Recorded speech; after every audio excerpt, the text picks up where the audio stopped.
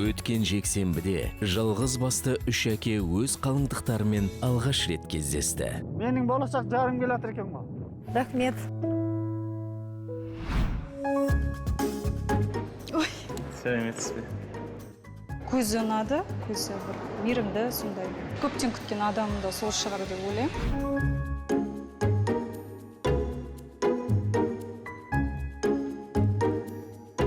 Привет, я твой жених. Бір-біріне ұқсайтын сымбатты екі жігітті көргенде сасып қалдым.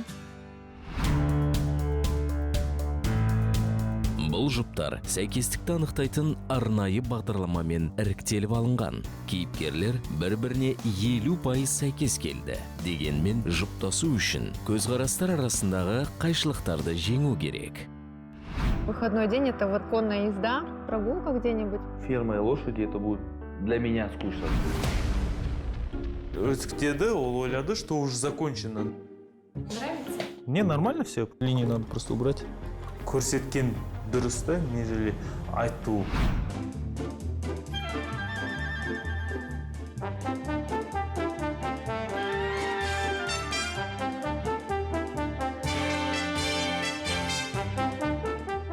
Ауылға қанша керек?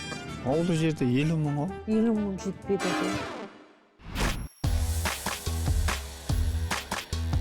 Олар бір апта бойы бір шаңырақ астында бірге өмір сүріп, жоба соңында әрі қарай бірге қалама жоқ па деген маңызды шешімді қабылдау қажет.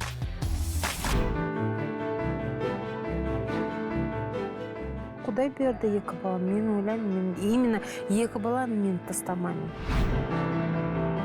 Менің қызым болуға қалай қарайсың?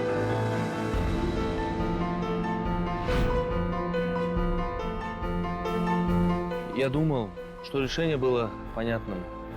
Не могу быть уверена в тебе.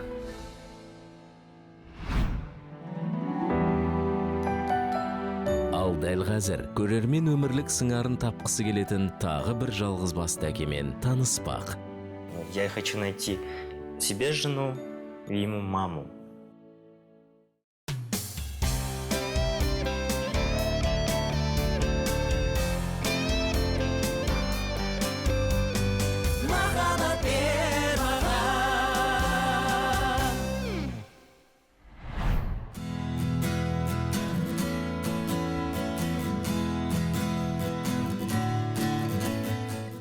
Менің есім Мержан, жасым 29-да, мұна олым Алан, ол бір жаста.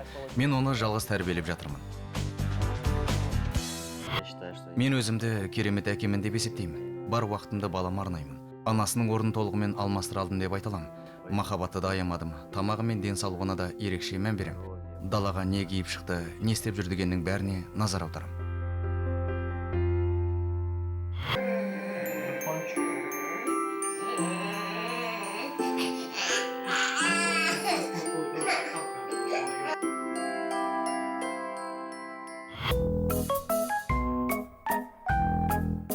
Мен баланың боғының иісіне де үйрендім.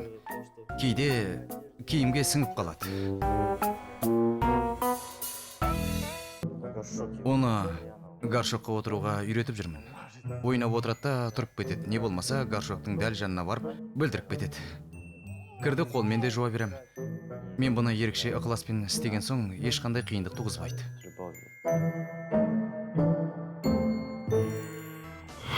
Өз әйелмен Алматының бір жерінде таныстық. Ол кезде мен болашағым туралы ойланбаппын. Бір мезетпен ғана өмір сүрген екенмін. Ол да бір күнмен өмір сүрген. Қыдырдық, көңіл көтердік. Біршама уақыт өткенде оның аяғы ауырлады. Шынымды айтсам, жүктілік кезеңі өте жақсы өтті. Мен оған көмектесіп, бірге дәрігерге қаралып, витаминдер ішіп дегендей көңілді жақсы жүрдік. Бала туылғаннан кейін біздің өміріміз мүлдем өзгерді. Отбасымның жағдайын жасау үшін бұрынғыдан да көп жұмыс істеуіме тура келді. Таң атпай жатып, ерте жұмысқа кетіп, кеш қайтып жүрдім. Әйелім ылғи, анда барайық, мұнда барайық, үйде отыра беріп ішім пысты, қыдырайық деп айта беретін. Мен оған кішкене баланы қайда тастап кетеміз, оны тамақтандыру, жүргегін ауыстыру керек дейтімін. Содан кейін ол өзі жалғыз қыдырып келетін. Алғашында жарайды, барып демалып келсін деп рұқсат еттім. Кейін үйге ішіп келетін болды. Ұрыс керіс басталды. бір күні ол айнаға қарап тұрып омырауының бұзылып бара жатқанын айтты. Бір дәріні алып ішіп жүрді. Сөйтсем ол аналық сүтті тоқтататын таблетка екен. Бір күні телефоннан оның біреуге жазған хатын көрдім. Маған менің көзіме қалай шөп салған туралы жазыпты. Сосын мен оған заттарыңды жинада кет дедім. Ол заттарын алып кетті де қалды. Кетерінде ұлың екеуің менің өмірімді құрттыңдар деді. Қандай жаман сөз десеңші. Сол кезде көзімнің жасын әрең тежедім. Менің каша дайындаудан, баланы тамақтандырудан тәжірибем мол. Қиын ештеңесі жоқ. Қойыланғанша араластырсаң болғаны. Су қосып дайындай салатын ботқалар да бар. Я, как и все мамочки, там, родители, да, я мечтаю выспаться. Баладан жолым болды. Ту-ту-ту. Ұлым адамдармен тез тіл табысқыш, мейірімді. Әйелім менен ажырасқаннан кейін ішімдік ішіп, қыдырып, көңіл көтеретін жеңіл жолға түсіп кетті. Қазір оның қызығушылығы бөлек, басқа еркектері де бар.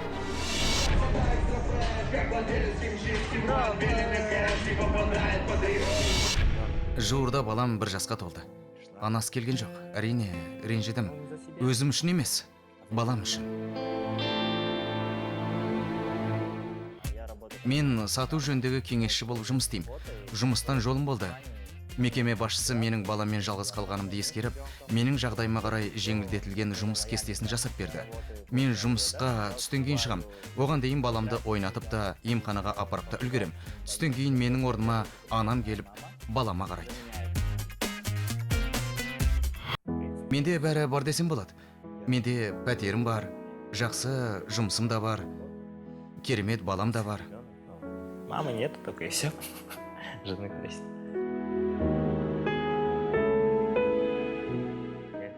Мен өзіме жар, балама ана болатын қыз деймін.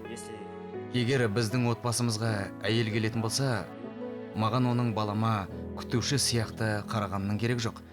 Менің баламды шынымен жақсы көргенін қалаймын.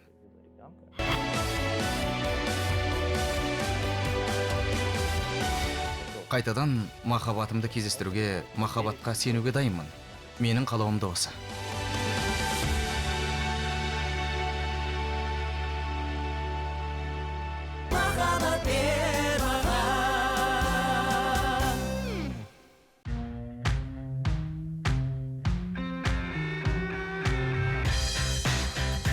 Менің есімім Перизат, жасым 29-да, лазерлік эпиляция мастерімін.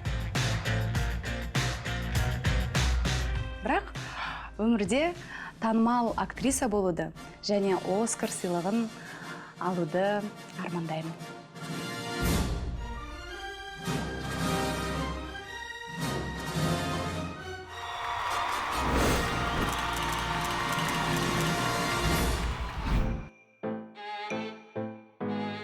Нәзік, өлімсіреген. Бір әйел деп айта алмаймын өзімді, өйткені мен өзім табыс тауып жүрген адаммын.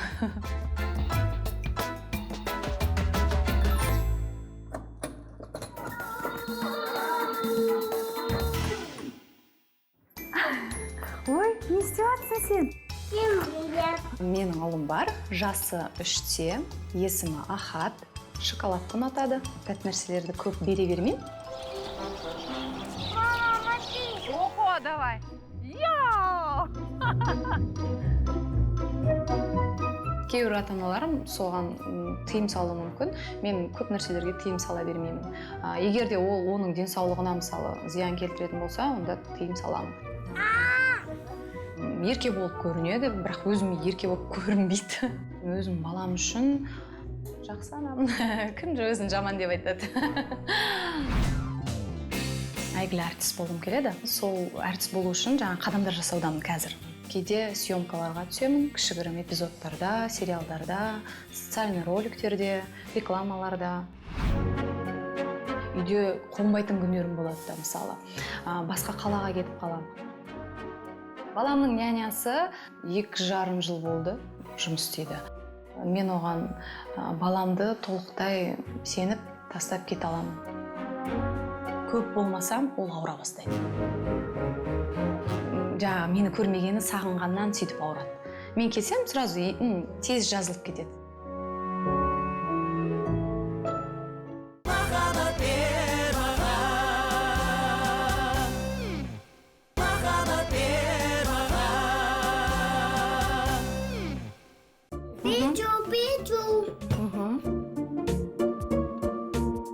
Достарым, құрбыларым, үй ішінің бәрі жан-жақтан 25, 26 қол бұлғап тұр саған деп, кәрі қыз болып қаласың деп айтқаннан кейін кішкене сол давление болды. Осыдан 4 жыл бұрын өзіме жаңағындай план қойдым да, мен осы биыл тұрмысқа шығамын деп. Олар таң қалды, білет мен жігітім жоқ екен. Тез арада таныстым. Жігіт сүйкімді, әскери адам болғаннан кейін және жаңағы мінезі, ер мінезді, сондай болып көрінді маған. Танысқан кезде, мысалы, алдыға қойған жаңағы мақсаттарымыз бір болды ма? Бала толғаннан бастап, кеш келіп, кейде үйде қонбайтын кездері болған. Сол уақыттан бастап өзгере бастады. Аптасына бір рет мүмкін көрем, болды. Последний жарты жылда зарплатасын вообще көрмей кеттім. Түнге дейін қонбай кеткен, ол артық жүріс деп ойлаймын. Неге ер адам өз үйінде қонбайды? Екеумізде де махаббат болды, бірақ быт все съедает.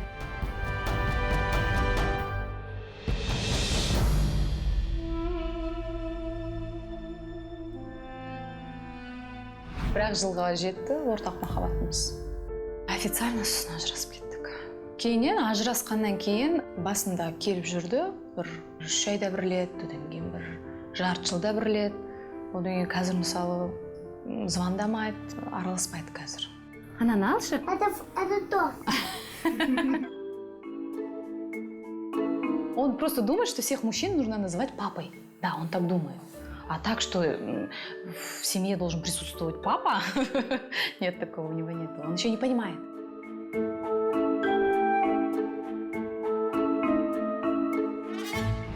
Мен жобадан қызықты адамды күтемін. Өмірге дайын адамды күтемін. Сол бір жұмыс істеп, қана өмір бойы 60-қа келіп, пенсияға шығып деген ондай емес, әртүрлі жағдайларға дайын адамды іздеймін. Болашақ күйеуім, ол наоборот мені жетелеу керек. Сен таланттысың. Актриса бол, сен қолынан келеді, сен айналыс осымен. Мен өз арманымнан бас тартуға дайын емеспін. Сол арманыма жеткім келеді, жетемін деп ойлаймын.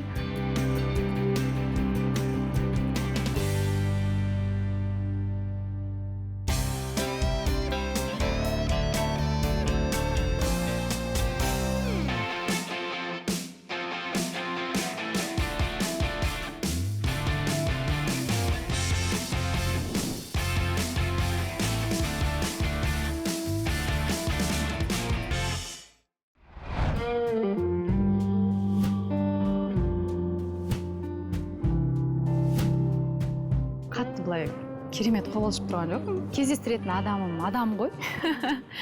Чудовище емес. Бұл толқу емес, күту десем болады. Мен оған ұнайын ба, ол мен ұнатам ба? Парик кидім, және осылай қатты боянып, оның реакциясын көргім келеді. Просто жай қызық, прикол. Қалжынды түсінбесе, қалжын түсінбейтін адамды түсінбеймін мен. Кәдімгі күнделікте жүргендегідей киіндім, яғни қатты әсер қалдырудың керегі жоқ.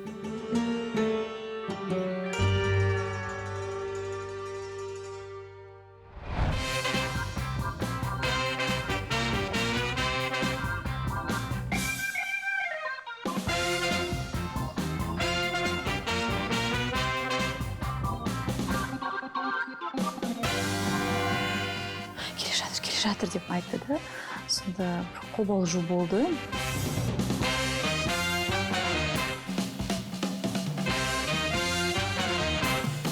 Когда увидел всех четверых, я думал, блин, за что мне это? Добрый день.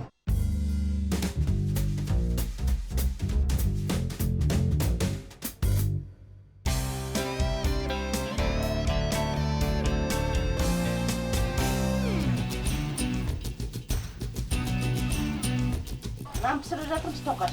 Болашақ келінді күтіп алайық деп. Енді өзіміздің қазақтың қарапайым қызы болса дейін. Менің болашақ жарым келатыр екен ғой. Рахмет. Түр әлпеті, денесі бәрі көрікті. Кәдімгі әйел көркіне затына сай. Ол тура менің ағамнан аумайды. Ағамды да бүкіл ауыл жақсы көреді. Мамам әдемі екен, ұзын екен, шашы. Жаңа мамам көңіліне сықты. Ойымдағыдай әдемі осындай екен.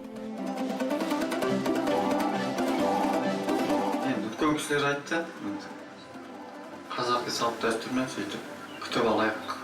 Қордан құры кіргізгеніміз болмайды деді.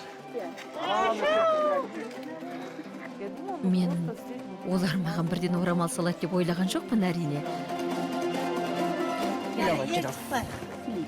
Ана тәтең апарып сені от жағатын жерге апарады. Ақ орамал тағу әр әйелге бұйыра бермейтін бақыт. Оған лайық болу керек. Әжелер де әр қызға жаулық таға бермейді. Біздің көңілден шықты. Келін әйбат екен. Жақсы, бізге ұнады. Олар маған жай ғана бірден ана, жар атағын берді. Жас кезде қыздар мүмкін ақ жаулықтың мәнін түсіне бермес. Иә, ол бағасы аса қымбат тұрмайтын орамал, бірақ мен үшін ең қымбат, өте бағалы, құнды дүние. Мен риза болдым.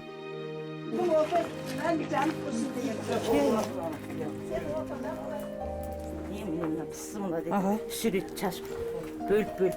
Мына жерге. Е, ошаққа е. Арғылай отма. Қадамың құтты болсын. Мен риза болдым. Өз ошақтарын сеніп тапсырғандар ұнады. Я.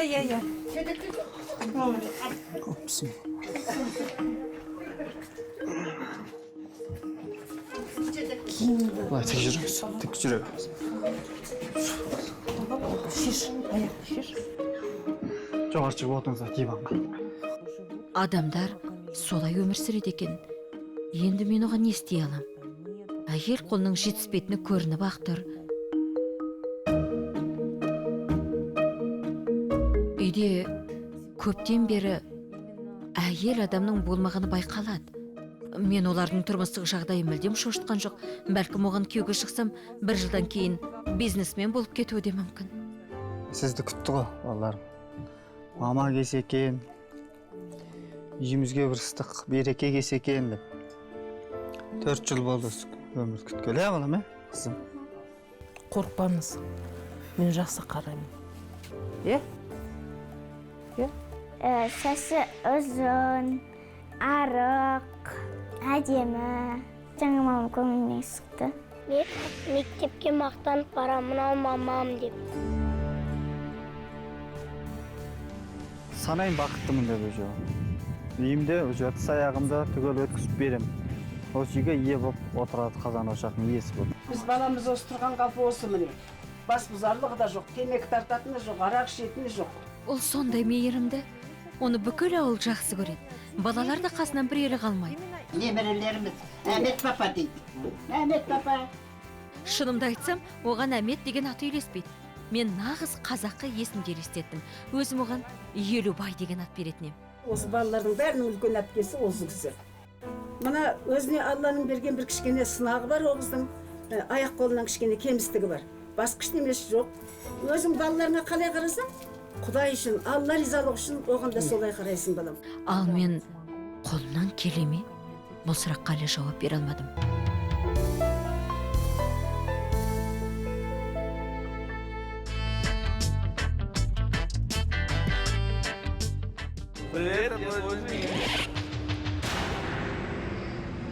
Екі бірдей жігітті көріп таң қалып қалдым. Екі жігіттің ішінен таңдау жасайтынымды білгем жоқ. Менің жаныма қайсы жақын екен оларға сұрақ қою арқылы анықтайын деп шештім. жылдың қай мезгілін жақсы көресіңдер? Мен көктемді жақсы көрем, ал мен жазды. Мен де көктемді жақсы көрем. Яғни менің таңдауым сізге түсті.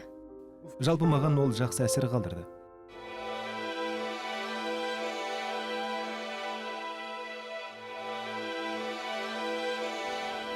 Ауыр шығар, иә? Жоқ, онша ауыр емес. 20-30 килограммдай барау деймін. Бұлшық етіме жаттығу болды. Қанеке, танысуды бастайық. Немен айналысасың? Мамандығым сауда менеджері. Қазір басқа салаға ауыссам ба деп жүрмін. Бос уақытында модель болып жұмыс істеймін. Сол, мұны хоббим десе болады. Модель болып дейсің бе? Иә, хобби десе болады. Мен қызымның модель болуына қарсы емеспін. Өзіңше? Мен де актермын. Клип, кино, сериалдарға түсемін. Спортпен айналысам. Спортпен дейсің бе? Қандай түрімен? Барлық түрімен. Сразу видно спортсмен, везде спортсмен. Барлық түрімен? Иә, әрине. Олай да бола ма? Иә. Қалай барлық спортпен? Және бұл қаншалықты мүмкін? Ал мен спорттан алыстаумын. Тренажерге бару артық етпейді оған. По пятибалльной шкале я ее ягодицы оцениваю где-то на 4 балла.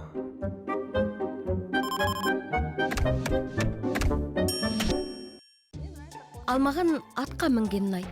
Мен айналысатын жалғыз спорт осы ғана. Ал сен атқа мініп көргенсің бе жалпы? Өзің айтшы. Жоқ, ешқашан отырып көрмеппін. Міне алмаймын. Сен маған үйрететін шығарсың. Қалайша? Ол деген күшті ғой. Мен саған көрсетем.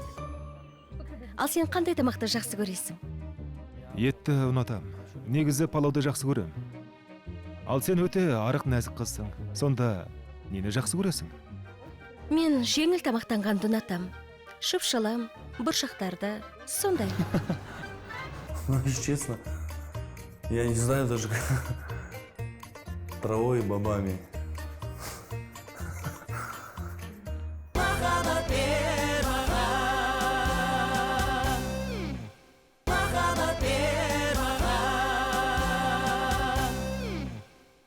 Жоба әкемізге қалыңдық деп аталады. Ал сенің ұлың қайда? Кіммен қалды? Ұлым бұрынғы елімде. Бұрынғы елмен қарым-қатынасы қандай екенін алда көре жатармыз. Ең бастысы ол мені алдамаса деймін. Мен оны демалыста барып алып кетем. Қолым бос кезде бірге қыдырамыз. Ол ылғи сенің қасыңда емес пе сонда? Жоқ, мен оны аптасына 2 рет алам. Арасында қолым боста, әрине. Барып тұрамын. Менің ұлымның аты Хафиз. Жасы қаншада? Ол 3 жаста. Әлі кішкентай екен ғой. Мен сендерді таныстырамын, әрине. Ол саған ұқсай ма? Жоқ, бұрынғы еліме ұқсайды. Олардың арасын бала байланыстырып тұр. Егер алдап жүргенін білсем, көңілім қалады. Қатты ренжимін. Келе жатып оған колесо обозрениеге мініп көрейік дедім. Айтпақшы, бұғанда ешқашан мініп көрмеппін. Қаланы толығымен көреміз. Біздің Алматы әдемі ғой. Бүгін мен үшін көп нәрсені алғаш рет көрген әсерге толы күн болды. Тамаша. Бәрі ғажап болды.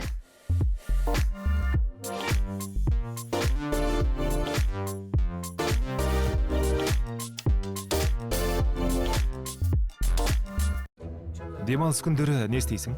Көбіне қыздармен тауға барамыз. Клубтарға бармайсың ба? Жоқ, клубқа бармайым. Әрине, қыздың клубқа бармайтыны қуантады. Ал сен ше, клубқа барып тұрасың? Өте сирек барам. Мен де клубты ұната бермеймін. Бұған мен таң қалдым және сәл қуанып қалдым.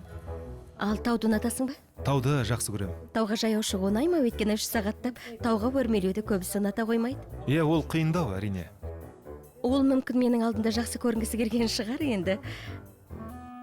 Тоңып қалған жоқсың ба? Аздап тоңдым. Қолым тоң. Тастай ма? Иә, қолың тастай екен. Иә, өйткені мен тоңғақпын. Ол менің қолымнан ұстайды деп ойлаған жоқпын енді. Енді ғана танысып отырғандықтан ондайды күткен жоқпын, бірақ ол батыл қимылдады. Денем аздап түршігіп кетті. Бір түрлі.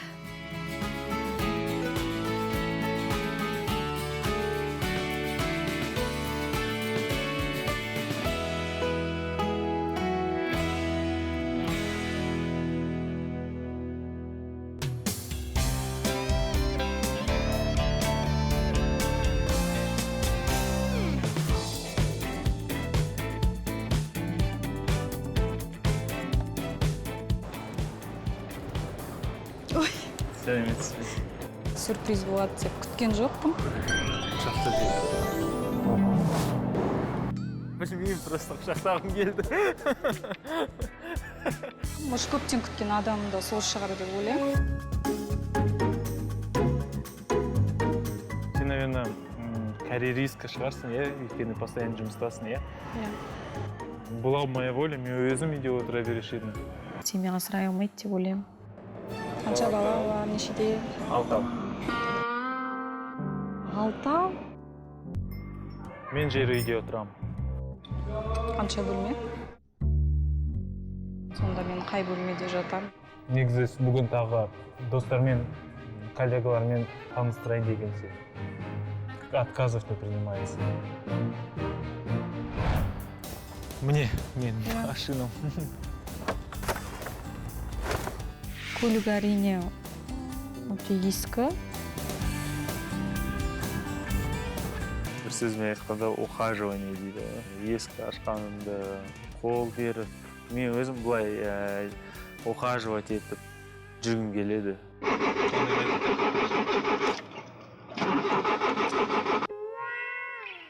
Машинам оталмағаннан кейін өзімді жаман болып сезіндім, енді завелся.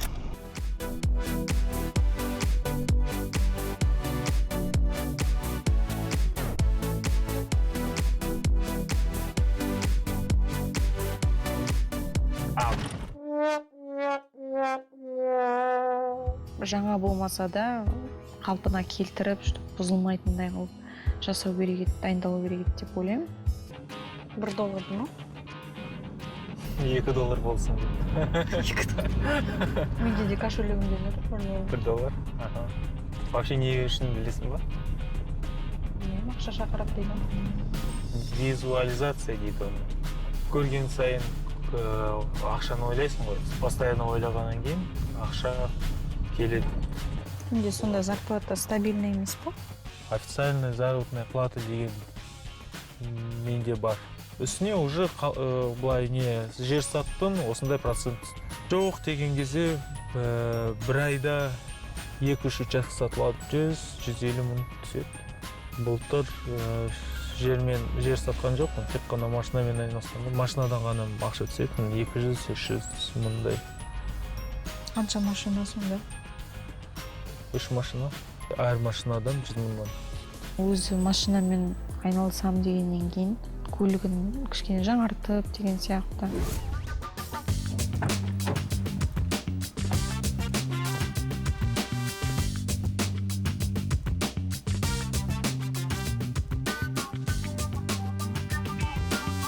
Мен достарым шақырғаннан кейін, танысам іздегеннен кейін сезіп тұрмын, что бұлай танысқысы келмейді әлі.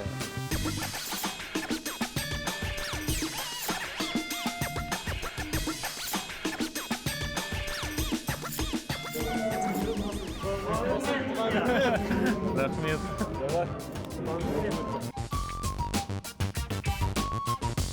Бүгін туған күнім.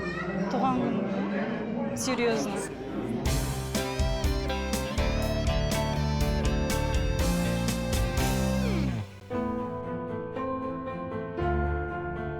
Осы балалардың бәрінің үлкен әпкесі осы кісі. Мына өзіне Алланың берген бір кішкене сынағы бар, ол қыздың аяқ қолынан кішкене кемістігі бар. Басқа ештемесі жоқ. Өзің балаларына қалай қарасаң, Құдай үшін, Алла ризалығы үшін оған да солай қарайсың балам. Ал мен қолымнан келемін. Бұл сұраққа әлі жауап бере алмадым. Әппен көргенде кішкене өзі не қалды?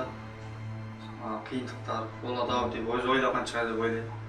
Жақсы көңіл болмады. Иә, сіз келеді деп бүкіл міне ауылым тік тұрып, көмектесіп жетімет шығысып, бүкіл көрші қолаңым, бүкіл осы ауылымда ниет етіп жатыр. Иә. Бас қосып, екеуі жақсы семья болып кетсе екен деген ниеттерін білдір. Құтты болсын досым. Батының ашылсын. Бір бас. Бақытты бол. Рахмет өздеріңізге. Ниет жасап, бірге ортақтасып жатқандарыңызға рахмет. Мама деп атасам бола ма? Болады. Балалар сондай тап-таза. Маған бірден мама деді. өзім шошып кеттім. Мама дегенде көзім жасқа толды. Бір түрлі. Жақсы көретін болам мамам. Мен өзім ойым өзгермеймін. Қалай мен 2 бала тастаймын ба? Алтыным менің алтыным. Адам өте көп болды. Ал мен тек қана оңаша өзіміз қалсақ деп едім. Мирас, қызым болғанын қаладым. Олар бірден біздің бір отбасы екенімізді сезінуі керек еді. Алайда ол мүмкіндікті бізге берген жоқ. Мирас, жанайым, мен сізге сыйлық әкелдім. Рахмет. Рахмет, жанайым, қара. Қара. Мынау ашайық. Жүр. Мынау сен шаш жуасың. Мынау мен біз не істейміз? Қол жуамыз, иә? Мынау саған. Жаңа мамам маған су құйғыш ана мектепке апарып су ішетін ботыл алып келіп берді, шампунь алып келіп берді, 2 тал шампунь, біреуі қол жуатын, біреуі бас жуатын. И сосын мынандай браслет жасайтын мынандай моншақтар әкелді. Мирас, мен саған әкелдім. Мынандай. Маған мама құрастырмаға әкеп берді, баскетболный доп әкеп берді, су ішкіш әкелді, ботыл. Жаным алтыным. Саған ұнады ба? Иә. Мама, рахмет. Ой, алтыным. Бақытты бол. Мама сыйлықтарды әкелген кезде күліп кетті. Күліп, қуанышты болып кетті. Мен өзім сендерге компот пісіріп беремін. Мінеке, тіпті алып келдім.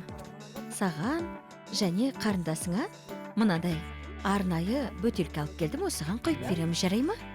Мінеке. Көмектесесіңдер. Ала. Мамаларың бір шетіне шығып, көмектесіп.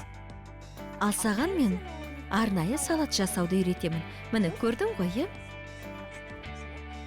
сосын мінеке мынандай қияр, қызанақтан да тұздап, қысқа жасайтын боламыз, жарай ма? Бәрін екеуміз жасаймыз, қызым. Салат. Иә, дұрыс айтасың.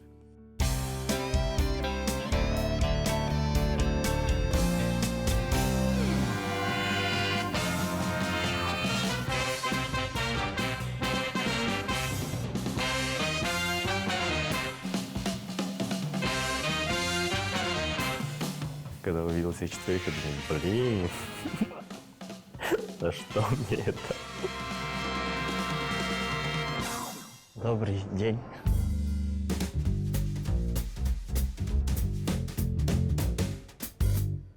Келген уақытта көргенде, білмеймін, маған жеңіл болды. Менің атым Ержан. Танысқаныма қуаныштымын.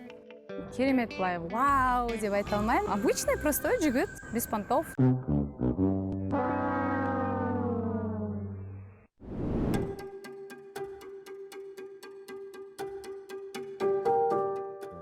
Маған қойылған талап 4 қыздың ішінен өзімнің болашақ жұбымды тану. Баламен қаншалықты тіл табыса аласыздар? Достаточно хорошо. Как сильно вы любите детей? Смотря, что за ребенок. Меніңше сіз сияқтысыз.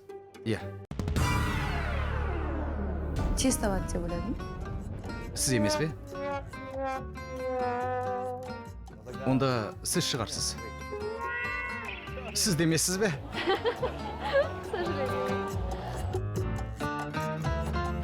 Подключите интуицию. Соңында қалған 2 қыздың біреуі мүлдем сөйлеген жоқ. Оны дереу шығарып тастадым. Олай болса, сіз болдыңыз ба? Ура! Аллилуйя! Жеңілтектеу қыз сияқты. Менің бұрынғы әйеліме ұқсайтын сияқты. Вы это сделали! Менің бақытты саным 3. Мұндайды күтпегендіктен кішкене шок болды. Қыз тым көп боянған, басындағы паригі, жалпы образы кішкене ұнамай қалды. Перезат. ержан қуаныштымын. Біріншіден бойы ұнады. Бойы ұзын, улыбчивость, күлімдеп қарауы, өзімшілдік жоқ. Можем присесть. Жарайды. Қане. Жасым 29-да. Алан деген ұлым бар, 1 жаста. Годик. Иә, 1 жаста. Где он? Ол серуендеп жүр. Қазір келеді. Менің де балам бар. Жасы 3-те. Ол бала. Оның да ұлы бар екен, бірақ бұл маған қорқынышты емес. Соңғы 6 айдағы алғашқы кездесуім. Сондықтан бірдеңе дұрыс болмаса, кешірім өтінемін. Расында да көрініп тұр енді көптен бері қызбен кездеспегені. Бірінші кездесу болғандықтан мен ойлаймын, кездесуге мүмкін гүл алып келу керек шығар деп. Гүл алып келмеді, сол қызық болды. Білмеймін, мен гүл тостым. Баланың мамасы қайда? Баланың мамасы жоқ. Тірі ма? Не, тірі. Просто... Бірақ оған қазір менде балада керек емес. Заттарын жинап түк болмағандай кетіп қалған. Ер адамның 6 айынан бастап өзі жалғыз баланы асырау дейма, тәрбиелеу дейма. Мен де ондайды естіп көрмеппін расында да. Мен тарихта екенін білініп тұр ма? Иә, байқалады. Ажырасқан уақытта қатты мындай күйзелісте болдым да. Содан перенервничалым. Сөйтіп көп шаштарым түсіп қалды. Сондықтан мен қазір парик киемін. Онда тұрған түк те жоқ.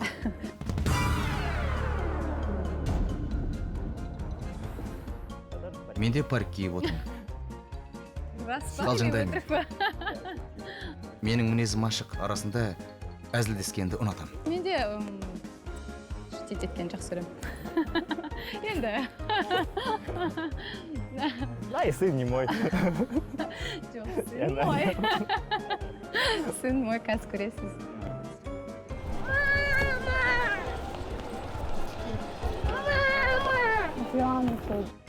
Сәлем, менің атым Ержан. Ағатай? Ахат. Ахат? Ой. Оның да ұлы бар, менің де ұлым бар. Бәрібір ғой. Бастысы, олар достасып кетсе деймін. Сонда ешқандай қиындық болмасы анық. Қазір, подожди, бөпе будет. Бөпе көресің ба, бөпе? Саламатсыз ба? Перизат есімім. Бұл Перизат тәте. Такие глазки. Баланың сүйкімді, түрі сондай тәтті. Көзі, менің ұлымның көзі де сондай көгілдір болған. Жүріңдер, жүріп қайтайық. Жүр.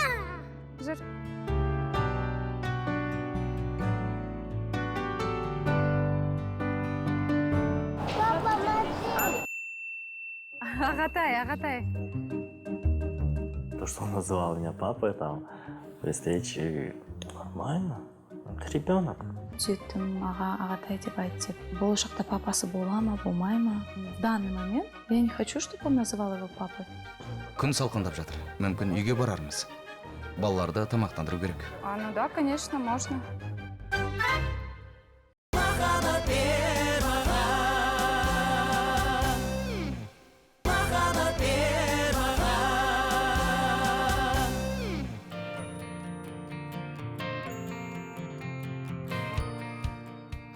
Бізді тосынсый күтіп тұр. Қаланы аралап қадырайық. Бір-бірімізбен жақынырақ танысайық. Мен қызық бірдеңе болар деп күттім. Мүмкін ол романтик емес шығар. Менің машинам қандай деп ойлайсың? Мына жаққа қара. Менің машинам қайсысы? Маған мына машина ұнап тұр. Әдемі екен. Онда кеттік. Қыдырып қайтайық. Осымен ба? Иә. Мен дәл таптым ба? Дәл таптым. Оған жақсы әсер қалдырды. Хотел как бы заработать 5. Отырайық. Егер ол машинаның есігін өзі ашып, мені отырғызғанда қатып кетер еді. Бұл соншалықты қиын емес.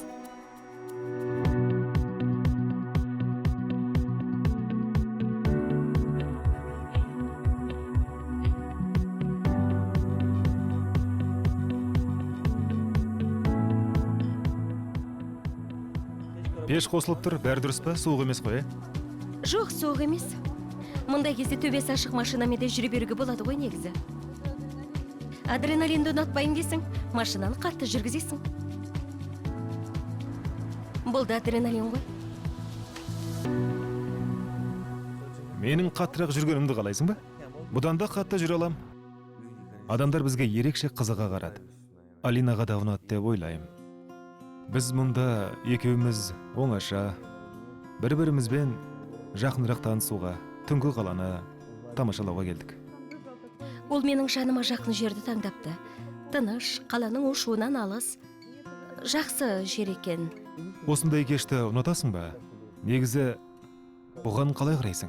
Мен негізі табиғатты сүйем. Романтиканы жаным қалайды. Ең бастысы саған ұнаса болды. Егер маған жүр, ресторанға барайық, тауға шайық немесе табиғат аясына десе, мен әрине тауды немесе табиғат аясын таңдар едім. Өйткені мен табиғатты жақсы көрем. Пикникті бәрінен де қатты ұнатам. Өзіңнің демалыс күніңді қалай өткізгің келеді? Демалыс деген сол, атпен серуендеу. Ферма мен жылғы мен үшін ішпыстырарлық. Мен кітап оқығанды жақсы көрем. Соңғы кезде психологиямен әуестеніп жүрмін. Дәл қазір Данте Алигьеридің құдіретті комедиясын оқып жүрмін. Аяқтауға сәл ғана қалдым. Бұл өте жақсы, танымды кітап болумен қатар ауыр кітап. Трилогия болғандықтан көп адамның оқи қоймайтыны бар. А ты какие-нибудь книги читал? Мүмкін біреуге ұнайтын шығар, бірақ менің ішім пысады. Ол мүлдем әдеби кітап оқымайтын сияқты негізі. Қандай тамақ пісіргенді ұнатасың? Қандай тамақ? Мен тәтті пісіргенді жақсы көрем. Маффиндер, пирогтар. Торт пісіріп үйреніп жүрмін. Кейін балаларым болғанда тәтті печеньялар, суфле пісіріп беріп оларды қуантқым келеді. Иә, жақсы көрем. Тәтті мен еркекті тойдырмайсың.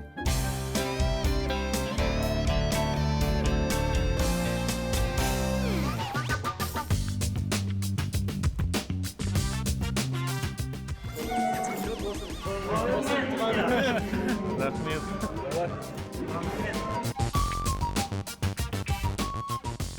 Бүгін туған күнім. Туған күн. Серьезно. Туған күні әрине тосын сый болды.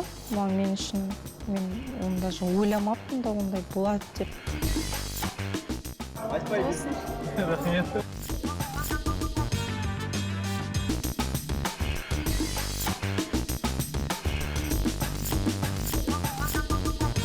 Білмеймін, айту керек еді, негізінде ыңғайсыз жағдайға қалдым.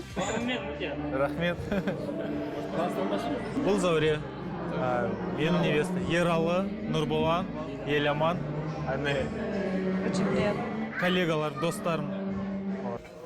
Бүгін бірінші күн болғасын, бір түрлі қобалжып, уайымдап.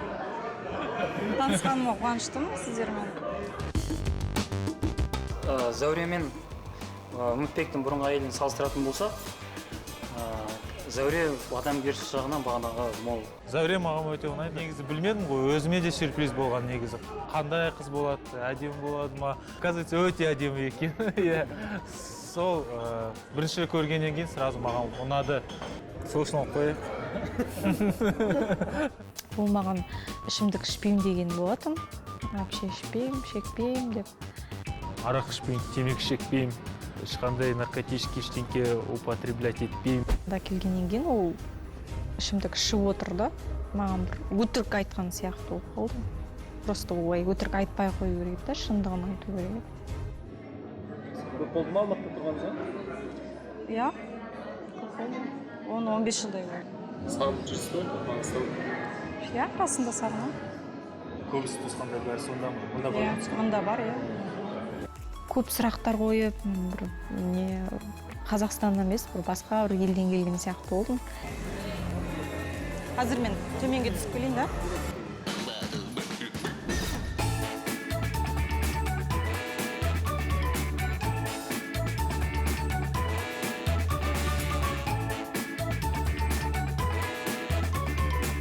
Зәуре маған өте сүйкімді, сыпайы қыз болып көрінді. Салмақты қыз екен.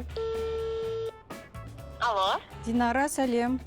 Мен бір досымның туған күні еді бүгін. Тосын сый жасау керек. Соны выручать ете аласың ба? Қандай көмектесе аласың? кандай жақсы. Маған бір 10-15 минут бере тұрсаң, мен саған қайтып хабарласып айтамын. Рахмет. Күтемін. Рахмет. Жақсы. Динара деген құрбыма хабарластым. Той ұйымдастырушы болып істейді. Сол қазір көмектесем деді.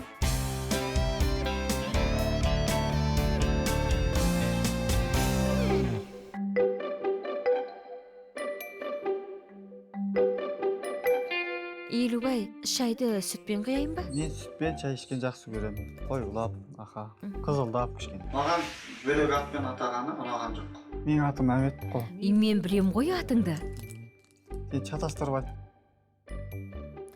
Саған Әмет деген есім үйлеспейді. Саған Елубай деген жарасады. Бопса, Елубай. Енді сенің бойың нағыз ер азаматқа лайықты 50 керемет қасиетке тұнып тұр ғой. Сондықтан Елубай дедім. Ұнай ма? Берем, Ол атпен атауға мен қарсым. Құлаққа ерсіз өз атың тұрып, біреудің атын жамылған ерсіз. Қатығы жасай аласыз ба? Қатық. Қаймақ та жасай аламын, ірімшік те жасай аламын. Айран да үйт алам. Сіз шашыра аласыз ба? Тамақ жасай аласыз ба? Сиыр сауа аласыз ба? Деген сұрақтарды қойдым. Нәнті, пельмен жасай аласыз ба? Түк жасай алмайтын маманы қуызым. Ет маманы түк жасай алмайсың деп. Мен жақсылап ет та саламын. Басқа да мантыны да, лағманды да бәрін жасай алам, балапандарым. Мен емтиханнан жақсы өттім деп ойлаймын. Оның менімен жолы болды, өйткені қолынан бәрі келеді. Мамам бәрін жасай алады екен. Менің әжем тігінші болды. Одан кейін менің анам тігінші болды. Және мен де тігіншімін. Сені де осы тігіншілікке үйретсем деймін.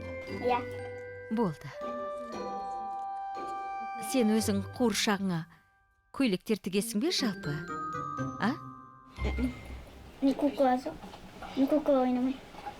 4-ші сыныпта қыз баланың қуыршағы болуы керек.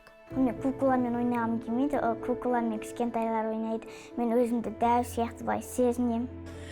Сен білесің ба, қалай бауырсақ пісіреді? Қалай? Бірінші қазан отқа қоясың, астына от жағасың, май құясың. Балалығы бітті. 4-ші сыныпта нан пісіру деген. Нан пісіру? Онда сен аш болғансың, үйде нан болмаған. Нан илеген кезде былай өзімді күшті сезініп кеттім. Нан былайынан илеген кезде слайм сияқты жұмсақ екен. 4-ші сыныпта нанның құрамын білу. Бұл кішкене дұрыс емес. Анасының тастап кеткендігі сол балаларыма да әсер етіп жатыр. Мен қанша бағып итінеп жатсам да, ананың наны. Сіз кеп менде қуанып жатыр мен. Бүкіл мына хозяйство үйдің жұмысын өзіңізге берем ғой. Қашан? Міне бүгін күнде. Мен уже алдым ғой. Уже алдым. Үйде нан бар, жып-жылы, балалар үйде. Сіз ер азамат отырсыз. Не, мен ризамын. Рахмет, сізге де ризамын. Біз де сізді күттік.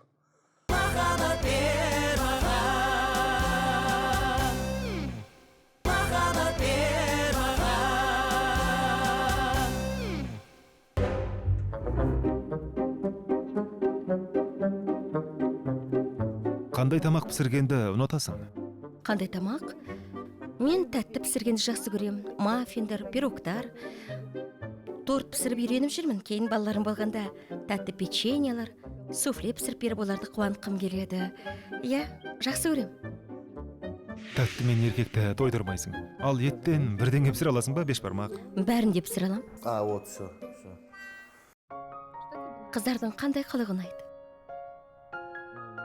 Ең бастысы қыздың шынайылығы, ешқашан алдамас екен деймін. Мен де өтірікті жақтырмаймын. Қыздардың жұмыс істегенін қалайсың ба, әлде үйде үнемі сенің қасыңда жүруі керек пе? Әрине, қызымның үнемі қасымда болғанын қалаймын. Ол менің жағдайымды жасау керек қой. Бұл онша дұрыс емес сияқты меніңше. Әйелдің де өмірі еркектің өмірі сияқты жан-жақты болуы керек. Ең болмаса арасында өз шаруамен айналысқым келеді. Олай болса, ол жұмыста болғанда жағдайымды басқа қыз жасайды. Салқын болып кетті, иә? Иә, салқындап кетті. Ыстық шай ішіп жылынып ал. Қаласаң, мен сені жылытайын.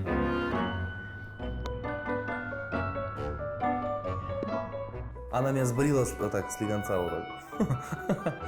Біз бір-бірімізді енді танып жатырмыз ғой. Білмеймін, маған үйренісу үшін арамыздағы кедергілерді алып тастауға уақыт керек шығар негізінде. Бәрі бірден емес қой. Сен актер болып істеймін дедің, иә? Неліктен осы мамандықты таңдадың? Алғаш рет съемкаға барғанда, ондағы жұрттың назары менде. Маған сол ұнап қалды. Одан кейін өзіңді телевизордан көру. Камера, свет сияқтылар ма? Иә. Одан кейін қыздардың назарда көбейген шығар. Солай ма? Иә, әрине. Оның өзіне деген ықыласты жақсы көретіні кішкене ойлантады. Егер ол мені жақсы көрсе, онда басқаларға қарамас деп ойлаймын, бірақ бәрі де мүмкін ғой. Менде аздаған қызғаныш бәрібір болады деп ойлаймын. Бұрынғы әйеліңмен неге ажырастыңдар? Мінезіміз үйлеспеді. Ұрыс-керіс болды. Оған өзімде суып кеттім. Ол мені қатты қызғанатын. Мен ондай қызғаншақ қыздарды ұнатпаймын. Ол менің қасымда өзін қалай ұстауды білсін деп солай әдейі айттым. Ол сені қатты сүйгендіктен қызғанды деп ойламаймын. Сүйген дегенді түсінемін, бірақ мен мұның әрі қарай жалғасқанын қаламадым. Мен өзім негізі однолюб адаммын. Однолюб деген қалай ол? Егер сен біреуді жақсы көріп, басқаға көз салмасаң, однолюб деген осы менің түсінігімде. Однолюбты осылай түсінесің бе сен? Әрине. Бұл өте күлкілі, әрине. Ал сен, Алина, однолюбты қалай түсінесің? Сүйген адамыңды тауып, тек сонымен ғана барлық өміріңді бірге өткізу деп білемін. Мен оның пікірімен келіспеймін.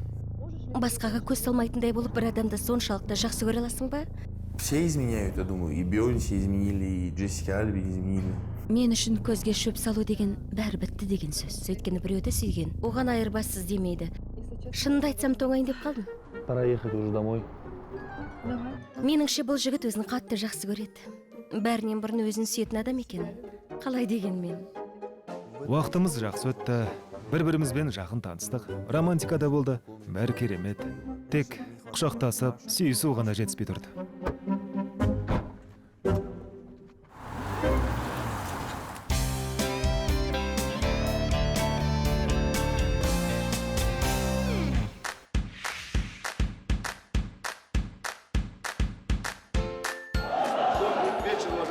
Можем пару минут буквально вас занять, да? Давайте под ваши аплодисменты поздравим нашего именинника, конечно. И я сегодня вам хочу пожелать, чтобы над вашей головой всегда светило яркое желтое солнце. Чтобы не было ни красных полос никогда у вас, ни синих полос никогда в вашей жизни не было. И чтобы над вашей головой всегда кружились вот такие вот красные птички. Сюрприз былай айтқанда мықты болды. И теперь давайте под ваши аплодисменты мы пригласим нашего именинника прям к нам. Под ваши громкие аплодисменты, конечно. Громче, громче, громче, громче. Вот, пойдемте. Здравствуйте. С днем рождения я вас поздравляю. Вот у меня такой необычный вопрос. На что вы готовы ради своих друзей? Не знаю, на все. Друзья, вы на что готовы ради своего друга? Вот скажите, пожалуйста. Жизнь отдать. Вот какой друг должен быть. А вы готовы жизнь отдать ради своих друзей? Готов. Вот если, например, скажут голову под топор положить, положите ради друзей своих? Ради девушки, ради любимой своей, например? Да, ладно, подумаешь. Положите, да? А мы сейчас это проверим, хорошо? Вы думали, я шучу, просто я сказал, нет. Пойдемте нашу гильотину сюда, видите, пожалуйста. Что-то страшно. Все по-настоящему. Держите, это ваш ассистент. Да, пока поставьте туда.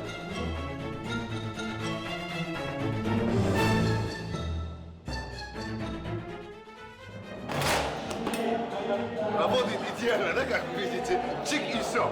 Так, вы готовы? Сасқалақтап қалдым да. Сейчас мы поддержим аплодисментами, конечно. Громче похлопали. Пойдемте. Сами сказали, вас никто не заставлял, правильно? Давайте. Нет, давай вот завтра, давай. Нет, Я сейчас не готов. Завтра голова не будет болеть. Все, прямо сюда, и ничего страшного не будет. Давайте, вперед. Не бойтесь. Именинник, давайте, вперед. Поддержим аплодисментами, конечно. реакциясын көріп қатты қорқақ екен, мен соны көрдім. Сол жері ұнаған жоқ, бірақ маған күлкілі болды. Не бойтесь. Чик и все, честно, все завтра забудется. Не страшно. Голова болеть не будет точно потом. Ай. Ай, мы еще ничего не делаем. Уже больно. Ну что, будем рубить или нет? Рубим? Точно? Так, руки. Сюда. Ради друзей. Друзья, еще раз аплодируем. Громче, похлопали. Так, не надо делать, стоп. Нет, обратно, встаньте, пожалуйста. Маған батыл, да, енді мені қорғайтын ер азамат керек. Жаман оймен мені ойлады деп уайымдамаймын. Руки сюда. Руки вот сюда. Ага. Там тоже. Рубим, нет? Нет. Не надо. Готовы? Раз, два, три. Живой, а так боялся. Честное слово.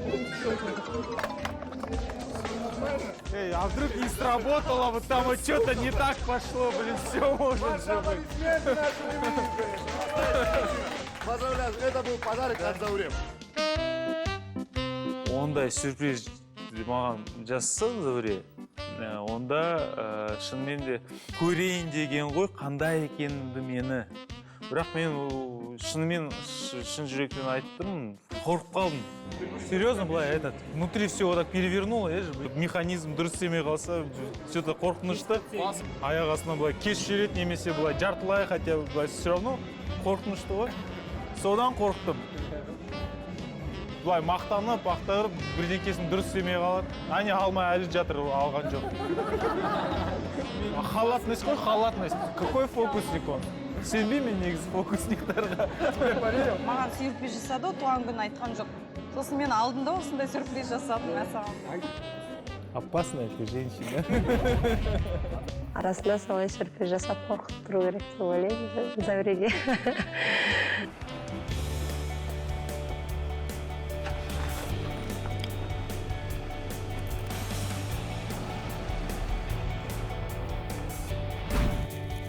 Гүлді алсын. Спет все.